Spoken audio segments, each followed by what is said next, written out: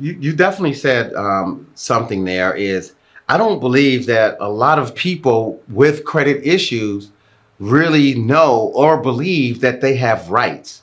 What do you mean by that, that we have rights? So, audience, I will bore you for a few seconds. Not if they need it.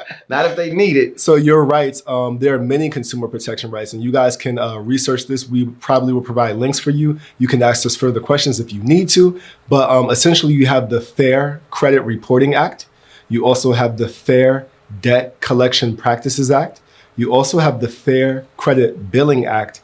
And lastly, you have the Fair and Accurate Credit Transactions Act. So often they're like said by acronyms for you to remember them easier. Mm-hmm. The FCRA, the Fair Credit Reporting Act, the Fair Debt Collection Practices Act, which would be the FDCPA. Mm-hmm. Then you have the Fair and Accurate Credit Transactions Act, which is FACTA. And then you have the Fair Credit Billing Act. So those are your rights. So how does any of these rights potentially help someone, let's say people that's been in the streets or been in the community where they figured cash was king, yes, which is really not true anymore, and they never invested in building their credit. Right. But they may have had mama's sister, girlfriend, uncle, cousin get a light bill in their name, right, back in the days, and they have these things on their credit report that's making their credit way lower than it should be. Right. Do these people still have rights that can protect them, or a minimum get them on a path of really being able to establish better credit? So if you're in this country, you have those consumer protection, they're federal rights. So everybody has those rights. And nothing is past the point of redemption. I've come from that point.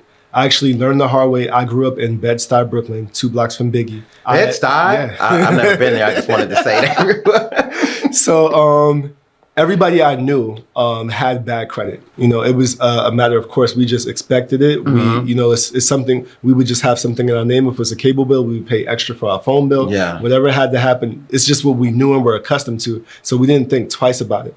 But it wasn't until I had tried to get my own apartment. Mm. And when I tried to get my own apartment in New York City, I got rejected for 8 different places. In the Bronx, Queens, Manhattan, Brooklyn, not Staten Island. Hold on, all them sound like places that I'm not familiar with New York, but it seemed like you should have been easy to get an apartment in those type places. Because are they still like rough places? They're rough. So and you still couldn't get an apartment there. Where I wound up was a rough place. I wound up in Flatbush and next to a funeral home. And at that time, Flatbush wasn't you know, it's a great, I love our people, so it's a great neighborhood, but it's not it was a blighted neighborhood. So I had to move into an area that wasn't ideal, that was far from transportation, that was right next to a funeral home, and that's not ideal at all, just because I had a 500 credit score. And I got rejected from everywhere else. And the one place that did take a chance on me, they required 5 months of rent moving in New York City. So you had the money, but they didn't care. I didn't have the money. Because they didn't have the credit. I was making $40,000 a year that time, $36,000. Now that's probably nothing, and I'm in Atlanta. That's probably not that much here, or it might not be that much in New York, but in some places. But that's nothing in New York, right? It's nothing in New York. So I was making $36,000 a year, and I had to pay almost $7,000 to move in. Into a crappy apartment. Into a crappy where apartment. If you owned a gun, you probably would have wanted to carry. Right next to a funeral home. So if something happened to me. Great dates. No dates. Like, if this is a black men's show, if you wanted to bring your young lady home next to a funeral home, that aphrodisiac was not happening. Yeah, the mood might have turned, unless she had black painted fingernails. I'm not trying to get stereotypical.